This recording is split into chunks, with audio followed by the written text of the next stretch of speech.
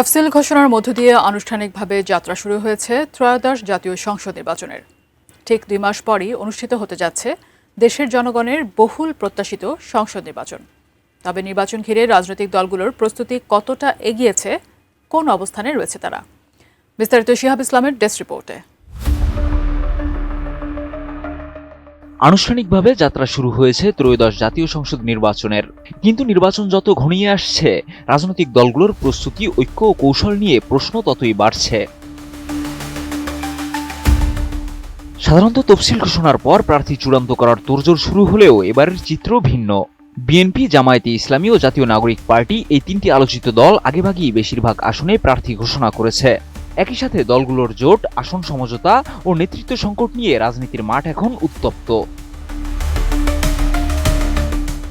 দীর্ঘ 16 মাস অপেক্ষার পর নির্বাচনের তারিখ ঘোষণা হলেও বিএনপি কতটা গুছিয়ে মাঠে নামতে পারবে তা নিয়ে সংশয় রয়েছে রাজনৈতিক বিশ্লেষকদের। দলটি 2 দফায় 272টি আসনে প্রার্থী ঘোষণা করেছে। তবে মনোনয়ন ঘোষণার পর থেকে মনোনয়ন বঞ্চিতরা দেশের বিভিন্ন স্থানে বিক্ষোভ, সড়ক অবরোধ ও বিদ্রোহী প্রতিক্রিয়ার মাধ্যমে ক্ষোভ ও হতাশা প্রকাশ করছে।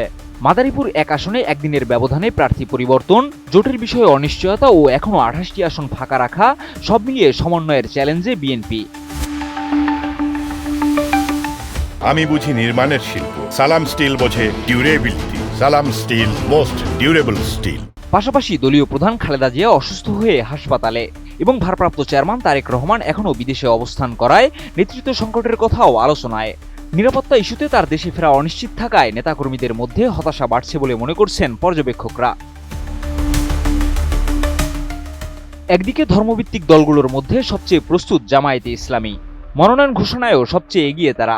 প্রায় 298টি আসনে প্রার্থী ঘোষণা করেছে দলটি। এছাড়া প্রথমবারের মতো হিন্দু সম্প্রদায়ের 2 জনকে মনোনয়ন দিয়েও আলোচনা তৈরি করেছে জামায়াতে ইসলামী। তবে কোনো নারী প্রার্থী না থাকায় সমালোচনাও কম নয়। একই সাথে স্বাধীনতা যুদ্ধের সময় দলটির ভূমিকা সহ অতীত বিতর্ক নির্বাচনী মাঠে আবারও অস্বস্তির কারণ হতে পারে। বিবিসির তথ্য মতে জামাত 8টি ধর্মভিত্তিক দলের সঙ্গে আসন সমঝোতার পরিকল্পনা করছে, যার ফলে ঘোষিত তালিকা থেকে অনেক প্রার্থী বাদ পড়তে পারে। তবে জুলাই আন্দোলন থেকে উঠে আসা তরুণদের দল জাতীয় নাগরিক পার্টি এনসিপি এবারের নির্বাচনে নতুন মাত্রা যোগ করেছে। রাষ্ট্র সংস্কার আন্দোলন ও এবি পার্টির সঙ্গে মিলে গণতান্ত্রিক সংস্কার জোট গঠন করেছে দলটি।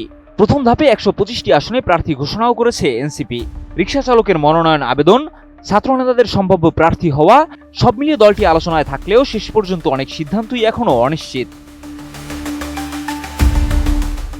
এছাড়া উপদেষ্টা পরিষদ থেকে পদত্যাগ করা ছাত্রনেতা আসিফ মাহমুদ সজীব ভুঁইয়া শেষ পর্যন্ত ঢাকা 10 আসনে স্বতন্ত্র প্রার্থী হিসেবে দাঁড়ানোর ঘোষণা দিয়েছেন। অন্যদিকে মাহফুজ আলমের রাজনৈতিক ভবিষ্যৎ এখনও স্পষ্ট নয়। তবে কার্যক্রম নিষিদ্ধ থাকায় আওয়ামী লীগের এবারের নির্বাচনে অংশ নেওয়ার সুযোগ নেই। অন্যদিকে জাতীয় পার্টি ভাঙনের মুখে। জিএম কাদের ও আনিসুল ইসলাম মাহমুদের নেতৃত্বাধীন 2টি অংশই নিজেদের মূল জাতীয় পার্টি দাবি করছে। এমনকি লাঙ্গল প্রতীক নিয়ে নির্বাচন কমিশনে আবেদনও জমা দিয়েছে 2 পক্ষ। 2 মাস পরে নির্বাচন সামনে রেখে রাজনৈতিক মাঠে চলছে তীব্র হিসাব নিকাশ।